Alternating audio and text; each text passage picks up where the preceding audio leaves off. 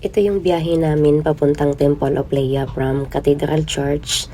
And then after nun, dito na kami pumunta sa Temple of Leia. Tapos sinipag ako mag-video-video niyan. Gawa nga ng maganda pala yung view papunta doon. Tapos yung kalsada is paunti-unti siyang paakyat. So alam mo yun, nakaka-amaze din yung mga bundok dyan. Tsaka overlooking siya. So feel ko yung ano ba, yung nature. Kaya sabi ko mag-video-video ako dahan-dahan lang sa pagpatakbo para ma-enjoy natin yung biyahe papunta doon. Siyempre, excited si Inday kasi first time, di ba? First time kong pumunta sa lugar nito at makagala nga. So, siyempre kailangan natin mag-video-video para ma-document natin siya sa ating travel journey, travel experience, kasi alam mo naman, ang experience is malaking bagay siya sa ating growth. Kailangan natin yun, yung pag-travel minsan, pag may pagkakataon, para, kasi ang travel experience is malaki siyang bagay para sa akin, sa pag-improve ng knowledge natin, at tsaka sa sarili natin. Part siya ng growth natin. Kasi kung halimbawa pag tumanda na tayo, at least marami tayong nai-imbak na memories. Kahit hindi naman natin kayang mag-travel noon, at least marami tayong mga experiences sa travel. 'Di ba? So kailangan natin mag-isip ng long term. Hindi lang natin kayong tipid-tipid, laging nagtitipid. Kailangan din natin mag-travel minsan. At saka itong gala namin ngayon is talagang chance namin na makagala. Parang binigyan kami ni God ng pagkakataon at opportunity na makagala dahil sumang-ayon sa amin ang panahon. Nung dumating ako ng Cebu kinabukasan is nag-holiday siya. So walang lakad si Edwin kasi close yung mga offices dahil may pinaprocess siyang papel. Syempre alam mo naman sa Pilipinas, hindi basta-basta magpaprocess, mabagal siya at pila-pila pa nga, 'di ba? So kaya nauna siya ng Cebu para matapos niya yung mga papers niya bago kami bumalik ng Oman. Tapos humabol na lang ako doon para in 3 days, bali 4 days pala ako doon. So yung paggala-gala is wala to sa plano namin, gawa nga ng syempre basis siya. Ang iniisip namin nasasamahan ko siya sa pag lakad ng mga papers niya, at saka pag mag-day off na si James is pupunta kami ng Simala. Yun yung pinaka-plano namin na gagawin namin sa Cebu. Itong pagpunta namin ng Temple of Leia, nung buong maghapon na paggala namin nito is parang opportunity. Minsan alam mo, may mga unexpected na binibigay sa atin si Lord na pagkakataon. So i-grab na natin. Ganun talaga minsan. Iso-surprise tayo ni God ng mga kung ano yung deserve natin. Kaya thankful ako na nakagala ako nung araw na to at nag-holiday siya. So nakita nyo yung view ng papuntang Temple of Leia, napakaganda niya, di ba? Tsaka maganda na pati yung daan doon. So naghanap kami pala ng makainan dyan, kaya dahan-dahan lang kami sa pagpatakbo dahil sabi ko sa kay Edwin, medyo gutom na ako, at least bago tayo makarating sa Temple of Leia, busog tayo para ma-enjoy naman natin yung pag-ikot-ikot. So ang nangyari, hindi kami nakakita ng restaurant. Sabi ko kasi, imposibleng walang restaurant dito dahil overlooking siya. Kung ako yung negosyante, syempre sa Cebu, expected mo na maraming mga mayayaman, di ba? So, nag-expect ako na may mga restaurant dito na itinayo na mga magagandang restaurant dahil overlooking siya yung lugar ba, yung place, ang daming pwedeng mapagtayuan na napakagandang commercial business. So, hindi naman kami nakakita, siguro hindi lang namin talaga napansin. So, kaya nung may napansin ako dyan pala na akala ko is restaurant. So binalikan pa talaga namin ni Edwin kahit mahirap na bumalik pa talaga siya dahil para lang ma-double check namin kung restaurant ba talaga. Hindi pala, siya yung parang yung parang apartment siya na maganda ang view. Kaya bumalik naman kami. Dito nyo masusubukan yung pag nag-travel din kayo ng partner mo. Dito nyo rin masusubok yung tiyaga nyo at pasensya nyo sa isa't isa, kasi minsan lalo na pagpagod na yung isa or gutom na, so minsan mainit ang ulo, di ba? Hindi na siya, wala nang tiyaga ba. Pero si Edwin, dito ko na realize na matyaga pala siyang tao dahil hindi siya yung alam mo yung kahit gutom na hindi siya nagrereklamo. Talagang hinahanap pa namin yung restaurant, hindi binalikan pa namin, tapos hindi naman pala, kaya sabi niya wag na, maghanap na lang tayo sa unahan kung mayroon pa tayong makita. Pero nakarating na lang kami ng Temple of Leia, wala talaga kami makita na restaurant. At ito na pala yung Temple of Leia, yung view sa labas. Ayan, cellphone ko lang ang gamit ko dito, gawa nga ng GoPro yung gamit ni Edwin. Sa labas pala ng Temple of Leia, mayroon siyang coffee shop. Yung green na building na yan, ayan, ninanong kami ng security guard kasi sa ticket. Ang entrance ata ng Temple of Leia is 100. Hindi lang ako sure kasi matagal na tong video na to. Ito yung labas nila. Daming mga diba? Mga statue, mga devolto, mga nakahubad. Walang mga damit yan. So maganda yung view sa labas, lalo na sa loob. Pero bago kami pumasok, nagmarites muna kami sa labas kasi napakaganda talaga ng labas niya, guys. Para siyang heritage. Alam mo yung old generation na building, tapos nasa tuktok talaga siya. So parang alam mo yung parang makita mo yung buong Cebu pa. Kaya ma-amaze ka talaga sa view ng Temple of Leia. Makikita mo talagang, ma-realize mo talaga na napaka-creative ng gumawa nito. Tsaka yayamanin yung angkan ng Temple of Leia kasi syempre, ang dami nilang yung mga old version nila ng mga gamit nandyan sa loob. Makikita nyo mamaya kasi binidyuhan ko eh. Ayan yung kalsada. Bago kami pumasok, nagmamarites muna kami dito sa labas ng Temple of Leia. Ito palang Temple of Leia is design siya ng classical Roman and Greek architectural. Kinuha ko lang din sa Google kasi nakaka-amaze yung building niya eh.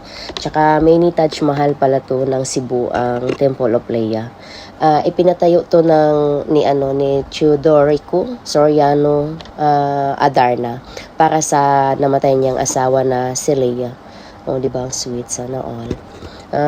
Kaya ang pangalan ng temple is Leia, Temple of Leia kasi para pala to sa asawa niya. May love story pala tong Temple of Leia. Ito yung may behind story behind. Diba? Nahirapan na mag-English si Inday. Tapos iyan yung habang nagmamarites kami sa labas, ayan, tinignan namin ito yung gilid. Lahat ng corner is may estaptua kang makikita dito sa Temple of Leia. May ilan-ilan na bahay sa baba. Talagang nasa tuktok, kaya pala mini Taj Mahal to ang Temple of Leia kasi nasa tuktok siya. Kaya ipinagawa siya sa tuktok ng bundok. Tapos, ayan, ito yung gilid, ito yung view. Makikita nyo talaga yung mountain sa dito banda. Tapos sa kabila naman na view is yung Cebu City. Tapos ito sa gilid, ito yung parang yung pader na. Kasi inano yan siya dyan eh.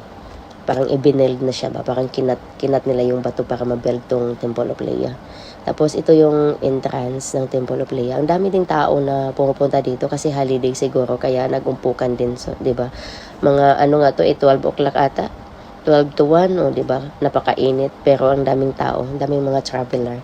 Nakaka-proud lang na isipin na dati na nangangarap lang tayong mag-travel, napapanood lang natin sa mga YouTube at saka videos yung mga taong nagta-travel, tapos ngayon isa na tayo sa mga nagta-travel, di ba? Char. God is good talaga. Ibibigay niya talaga ang para sa atin sa tamang panahon. Magtiwala lang tayo kay Lord lagi at ibibigay niya yung para sa atin. Kasi dati talagang gustong-gusto ko mag-travel. Kaso, di ba, wala pang budget. Ngayon, at least, nagkakaroon tayo ng mga chance at saka opportunity na makapag-travel na. Andito na kami sa loob. Ito yung loob ng Temple of Leia. Tingnan nyo yung mga antique na mga gamit nila, di ba? Ang gaganda. Tapos, kahit yung mga piano, yung sofa, yung chandelier, nakaka-amaze kasi mga talaga, old, mga vintage, na item. Dito nyo makikita yung vintage item. Mga base. Bakit? Nagtataka lang ako. Ano kayang story behind sa mga estaptuan nila? Kasi bakit lahat nakahubad? Malalaki, mababae. Ang estaptua lahat dito is nakahubad. Talagang yung parang in-instructor nila na hubad. Ito yung view ng loob, yung mga rooms. Bawal kayo pumasok sa rooms, pero open naman siya. Pwede kang mag-video-video. Tsaka nagloko yung internet ko, ba yan? Tapos, hindi ko kasi naka-stack yung picture, yung video. Hindi gumagalaw. So, hindi ko ma-identify kung nasaan na ako na video. Ito si Leia. At saka yung si Teodorico Soriano Adarna. So, sila yung mag-asa. Ito yung mga grandfather, grandmother.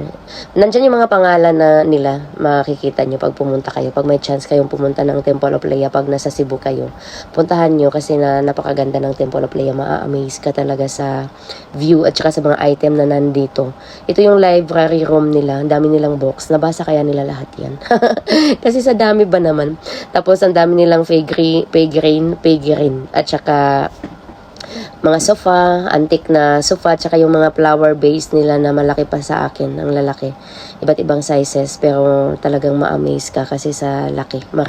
Maraming mga malalaking flower base dito. 2 room yung nila, so mahilig talaga sila magbasa kasi ang dami nilang collection na books. 2 rooms yung library nila, yung alam mo yung lagayan ng mga books. 2 room yan. Tapos ito, yung marami kayong makikita ang mga nandyan lahat ng prim ng pamilyang Leia. Lahat ng pamilya nandyan. Basahin nyo na lang, nakalimutan ko na kasi hindi ko na matagal na tong video na to eh. So, pero naka-indicate dyan yung mga pangalan nila ng pamilya. Tapos ito yung room ng mga flower vase na mga antique. Tingnan nyo dyan, iba't ibang klaseng size at saka color. Iwan ko ba nung nangyari dito sa internet ko, nagpatay-patay yung video ba? Hindi ko tuloy ma-identify kung ano yung, kasi nag-i-stack siya. Dito kanina, yung pinakita ko is yung sa kabila, yon sa right side, pagpasok nyo. Tapos ito naman sa left side na siya. May mga rooms din. Yung ko ba? Patay-patay talaga yung cellphone ko. Yung may internet connection, may problem yung connection ko ngayon. Tapos ito yung mga view sa kabilang side. Tingnan nyo. Yung kabilang side, wala masyadong display. Parang empty siya. Mga tables at saka ano lang doon. Mga antique na mga tables at saka upuan ang mayroon sa kabila. Wala na masyadong gamit dito banda. Pero pinasok pa rin namin, syempre marites kami. Tsaka ito mas matangkad pa nga sa akin yung flower base na yan. Ang gaganda ng mga design ng flower base nila din, ma-amaze ka. Tapos yan, mga empty na siya. Kaya ano na lang ang nandyan, yung mga cabinet tsaka mga lamesa. So, nasa labas na kami nito. Yan, nagmarites na naman kami ulit. Magpapapicture kami, may bilog kasi dyan nakalagay Temple of Lea. Maraming nagpapapicture dyan. Pila-pila kayo kasi maraming tao. So, habang hindi pa kami nagkaroon ng chance na makapagpapicture doon sa may bilog, diba? Pag traveler ka talaga, so kailangan mong pumila-pila sa mga magagandang spot kasi otherwise wala kang remember me.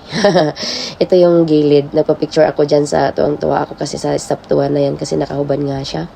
Yung batutoy niya, umano. Tumayo, nakakatawa yung mga stop-tuwa nila. Tapos ang daming stop-tuwa dito. Kasi ewan ko anong story behind nanyan. Bakit ang dami nilang pinagawang ganun. Tapos ito yung overlooking sa gilid ng Temple of Lea. Ano ba yan? Nabubulol na ako. Tapos inikot talaga namin yan lahat.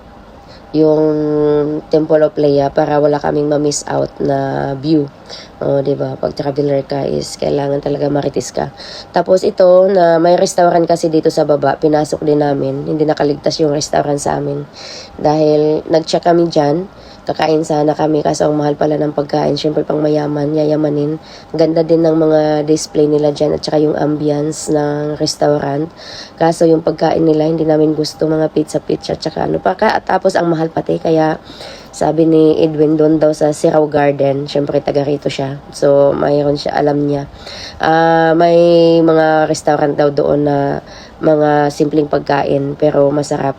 Katulad ng mga yung mga nakakain natin sa mga restaurant natin sa tabi-tabi. So doon na lang kami, at least makamura pa kami at saka masasatisfied pa kami sa kakainin namin kaysa kakain kami dito baka hindi namin kilala yung mga pagkain, di ba? Baka iba yung lasa. Iiyak kami kasi ang mahal. Tapos hindi naman kami nga mayaman, piling mayaman laang. Kaya nag-relax muna kami dito. Bumili na lang kami si Edwin bumili ng yogurt, ako bumili ng tubig na hindi malamig kasi wala akong boses dyan. Tapos pagkatapos namin mag-relax dito, babiyahin na naman kami papuntang Sirao Garden. At tiniis namin yung gutom kasi gusto namin ma-enjoy yung pagkain namin. Ito dumaan kami, sabi ni Edwin is marami daw dumadaan dito habang papunta kami ng Sirao Garden is marami daw, overlooking kasi to siya. So huminto kami para lang magmarites. Marites masyado ang inday nyo. Babush!